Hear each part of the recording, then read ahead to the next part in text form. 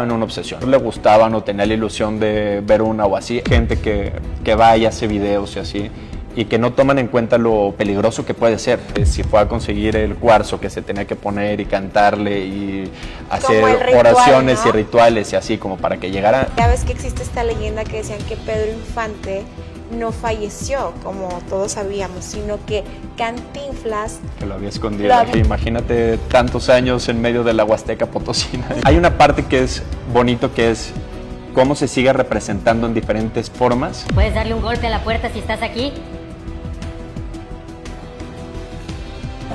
Esa casa me llamó mucho la atención porque había muchos números, hay muchos símbolos de números. Y vámonos tú y yo a investigar entonces ¡Claro! Todas esas investigaciones, anécdotas que has hecho, también has visitado casas, has Sí. ido a la tumba. ¿Qué lugares has visitado? Sí, digo, a la tumba siempre vamos, o sea, mínimo cada 2 meses a poner flores y así. La Purísima en Ixtlahuaca, que era una de sus haciendas, que está súper bonita, y lo padre es que está También abierto. fui ahí. Sí, ¿qué tal está? Que puedes rentar habitación, Ajá. ¿no? Para quedarte. Sí, es enorme. Sí, esa fue de las últimas propiedades que compró mi abuelo, Sí, y pero era donde se la gigante. vivía. Sí, sí, sí. Ahí se la vivía y era como su escape de la ciudad. El otro, el detalle, que está pues tristemente abandonado desde los años 50, y ahora es parte de un ejido. Ahí viven los ejidatarios, entonces pues bueno. Que en ese del detalle, porque yo también he hecho investigación, ese día yo fui y había un señor ya de la tercera edad, muy grande y todo, que obviamente hay muchas leyendas, tú sabes que son cosas que cuenta la gente, ¿no? Él me platicó que él supo, porque obviamente habían empleados, personas que trabajaban Ajá. para Mario Moreno, y decía que, ya ves que existe esta leyenda que decían que Pedro Infante no falleció, como todos sabíamos, sino que Cantinflas Que lo había escondido. lo había escondido en el detalle. ¿Tú qué has escuchado de esta leyenda, Mario? Pues mira, como dices, es leyenda. He escuchado de Claro. eso desde que fui de chiquito al detalle. Me acuerdo que ahí decían, ¿no? Y yo creo que también el decir que Pedro Infante estuvo escondido ahí, imagínate tantos años en medio de la Huasteca Potosina, yo creo que no. O sea, ¿tú crees que esa teoría, esa leyenda puede ser algo que no es real? Sí, no, yo no le voy a esa teoría. Cuando sucedió lo del accidente, Mario Moreno decía que no había muerto. No había muerto. Mal, aquí estuvo con él aquí. Y pues sí llegué yo a verlo aquí. De las propiedades que hemos mencionado, también está la de Acapulco. Esa Otra. es la del momento. Sí, claro. La donde se encuentra la estatua, que tú vas en una lancha, en un barco, para llegar a esa casa tampoco es fácil. Platícanos Sí, no es de esa fácil. casa de Acapulco. Esa se vendió como desde los años 60. Oh. O sea que no pertenece a la familia desde pues prácticamente, ¿qué son? 60 años.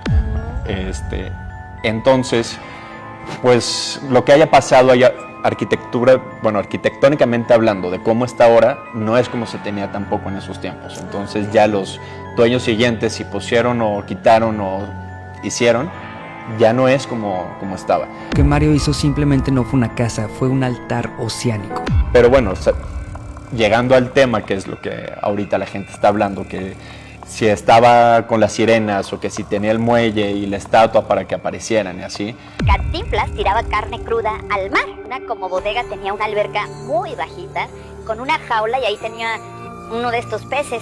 Eran horribles, medían como 1,80, 1,90. Siempre voy a defender hacia el punto que no estaba en una obsesión. Si a lo mejor le gustaban o tenía la ilusión de ver una o así, es una cosa.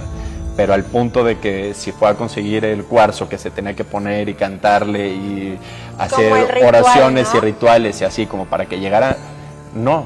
O sea, y tampoco estaba en una obsesión tan clavado al que si lo único que quisiera haber visto eran sirenas, pues más bien hubiera sido capitán de barco para acercarse más a ellas, ¿no? Sí. Cantinflas se opone a que las defendía muchísimo, decían que estaba enamorado. Yo no creo, porque eran espantosas. Porque esa leyenda de las sirenas de Acapulco es algo que se volvió internacional. La gente sigue buscando Claro. como esa otra leyenda que existe, Pero entonces ese gusto por las sirenas era algo que a lo mejor él tenía, pero... Pues yo creo que más bien fue un mito que se fue haciendo.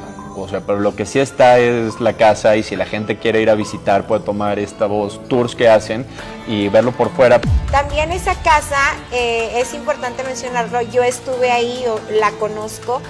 Es una zona que prácticamente, pues me imagino que cuando la compró era la intención de tener privacidad, ¿no?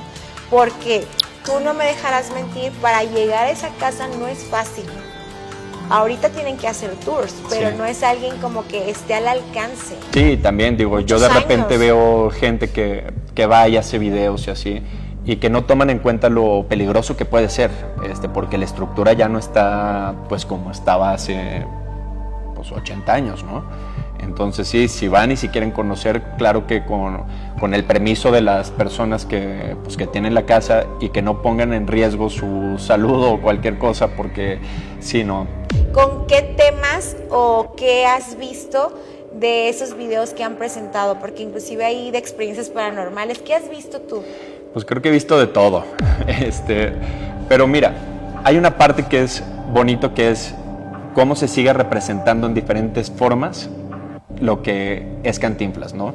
Si va a ser a partir de una leyenda que hacen en su casa, de algunas teorías o así, pero siempre está presente, y eso es lo que me da gusto. ¿Puedes darle un golpe a la puerta si estás aquí?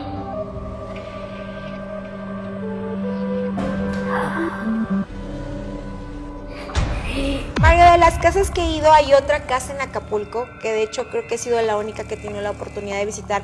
No es la de la estatua, es otra casa que la adquirió otra persona. Esa casa me llamó mucho la atención porque había muchos números, hay muchos símbolos de números.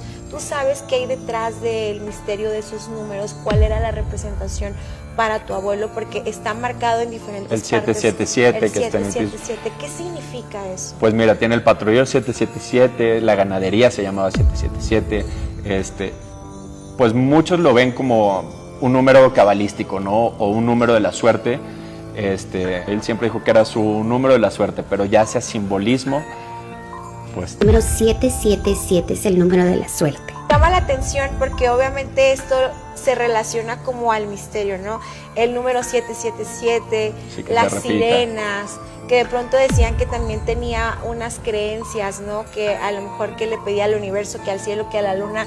Eso como que nos envuelve en un misterio de saber por qué. ¿Tú qué has escuchado de esto? Pues mira, a final de cuentas es todo esto que se habla y se platica, y pues siempre hay tres versiones, ¿no? La que lo vive, el que lo cuenta y quien lo escucha. Entonces, pues muchas de las cosas no vamos a saber como tal, pero es parte de lo que estoy haciendo también con mis redes ahorita, del poder investigar esto de la mano con la gente, y vámonos tú y yo a investigar entonces claro, de qué, sí. porque sí, vamos a hacer team y ponernos a investigar eso, porque sería interesante y ver realmente de dónde salen tantas cosas.